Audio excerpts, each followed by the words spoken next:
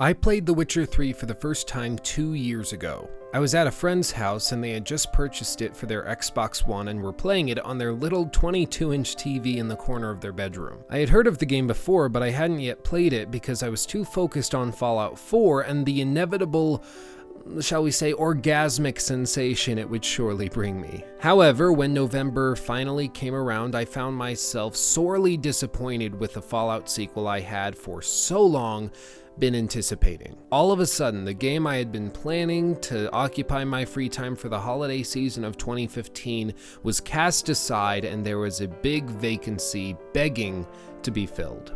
As I watched my friend play through the Bloody Baron questline, I found myself utterly fascinated. This was both a game that had her frantically trying to manage the combat, crafting, and magic systems, while also engaging both of us in its branching narrative.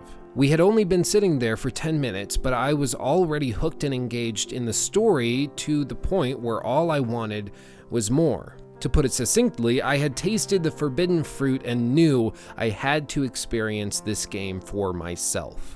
Now, I had just built my very first gaming PC once again in anticipation for Fallout 4's majestic graphics, and so I purchased The Witcher 3 on Steam and began to play through it, and I quickly realized that The Witcher 3 Wild Hunt had done something incredible. Now, to explain what I mean by this and what I found so incredible, we need to look at a couple other open-world games, specifically Skyrim and Fallout New Vegas. Now, Skyrim released in November of 2011 and was met with critical acclaim, to say the very least. Even now, approaching 7 years later, it is being given re-releases, new content in the form of totally not paid mods, and it was even at the center of the Nintendo Switch's advertising campaign in mid-2017. Needless to say, it was an incredible game, and it still is. But what exactly made it so fantastic? Well, this is a question that I have been asking myself since its release when I was but a wee boy playing my very first Elder Scrolls title, and to be honest, I don't think there is a single right answer. On the one side, the game's narrative is the same shallow, you need to save the world because you're basically God trope that we've come to expect from Bethesda titles over the last 15 years or so. It screams mediocrity, and it is not notable in the least. Not that this matters, though. Very few players play Skyrim for the story. But that begs another question, which is, why do they play it then? Well, on the other hand, we have the game's world, which, especially at the time of release, was one of the largest, most jaw-dropping and expansive game maps anyone had ever seen. Exploring it was incredibly easy to do and was straight up addicting. And by easy to do, I do not mean that the game was easy in a gameplay sense. Sure, you could tweak the difficulties so that it would be a walk in the park, but on regular difficulties, it gave a decent challenge and it was fairly well balanced. What I mean by easy to explore is that the game was structured in a way that rewarded exploration with a simple gameplay loop that was fair and felt worthwhile. Striking out into the wilderness never felt like a chore. Rather, it was an activity in which I couldn't wait to participate. At the end of the day, Skyrim's star is not its narrative, gameplay, or even the modding community, though it certainly is at the center of its longevity. The hero of this game is the open world that Bethesda painstakingly crafted. After all, when somebody sits down to play Skyrim, they don't feel obligated to trudge across the map to the next quest marker, despite really wanting to finish the main quest. Conversely, players generally ignore the main quest and just strike out on their own, discovering the world by themselves and crafting their own story. No other game has come even close to Skyrim's world building and the ease of immersion that it offered, at least until May of 2015. Now, as for Fallout New Vegas launched on October 19th of 2010 and astonished virtually every single person who played it. It used Fallout 3's engine, and as a result, it was plagued with bugs galore. However, the game's world was vast, believable, and more than anything else, it was interesting. This may not seem like a particularly amazing achievement, but to be fair, it is very easy to make an open world that is boring. Just look at a game like Just Cause 3. The game has an open world, it's vast and expansive, and there's a ton of things to do crammed inside of the map. However, it is simply uninteresting in its design. Now, I'm sure that it took a lot of time to create, but at the end of the day, I don't really feel the urge to explore every single nook and cranny of the map's terrain because I know that there won't won't be anything notable hidden there to reward my effort. However, when playing New Vegas, Skyrim, or The Witcher 3, you can be sure that if you venture off course and explore an abandoned mine, for instance, in the side of a mountain, you know that you will find something of note inside. Now, the other part that made Fallout New Vegas intriguing above and beyond anything else was its narrative.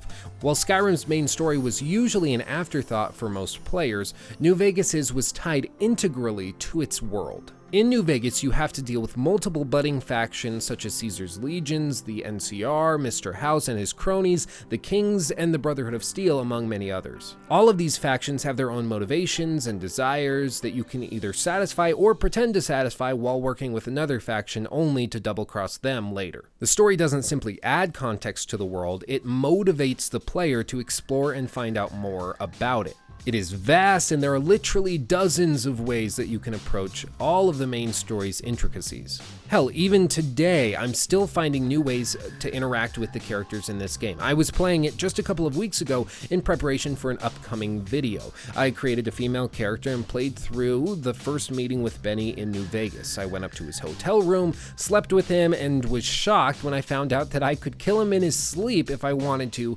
or I could leave him be and try to deal with him in the morning after retrieving more information.